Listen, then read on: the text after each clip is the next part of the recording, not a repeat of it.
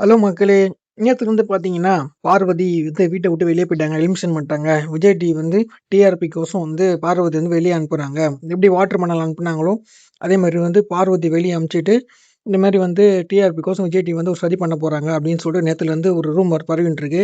அது உண்மையா இல்லையான்னு இப்ப நம்ம பார்க்க போறோம். என்னன்னு பார்த்தீங்கன்னா, நேத்து ட்விட்டர்ல அதாவது பிஆர்ன்னு சொல்லிட்டு ஒரு குரூப் இருக்குல்ல, அவங்க வந்து பார்வதி வந்து வெளிய போறாங்க. எலிமினேஷன் பண்றாங்க. Unfair editing sorry unfair elimination அப்படின்னு சொல்லிட்டு, இது மாரி ஒரு மெசேஜ் ஒண்ணு போட்டுருக்காங்க.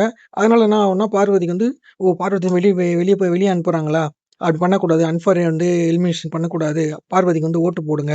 அப்படின்னு சொல்லிட்டு பிஆர் பண்ண வேலை தான் இது. ஆனா இது வந்து முழுக்க முழுக்க பிஆர் பண்ண வேலை. இது வந்து ஃபேக். ஏன்னா பிஆர் என்ன பண்ணுவாங்கன்னா, ஓட்டுக்கோசம் என்ன வேணா பண்ணுவாங்க. என்ன மாரி முடிவு வேணா எடுப்பாங்க.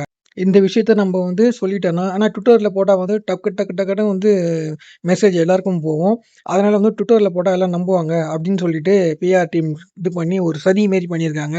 ஏன்னா இந்த வாட்டி வந்து ஒரு பெரிய தல 2 பெரிய தல தான் போறாங்க. அதனால டபுள் எலிமினேஷன் இருக்கு. அதனால வந்து பார்வதி பேர சொன்னா இன்னும் வந்து விஜய் டிவிக்கும் டிஆர்பி கிடைக்கும். பிஆர் சொன்னா பார்வதிக்கு ஓட்டு கிடைக்கும்னு சொல்லிட்டு பண்ணிட்டு இருக்காங்க. இது முழுக்க முழுக்க பிஆர் வேல நம்பாதீங்க.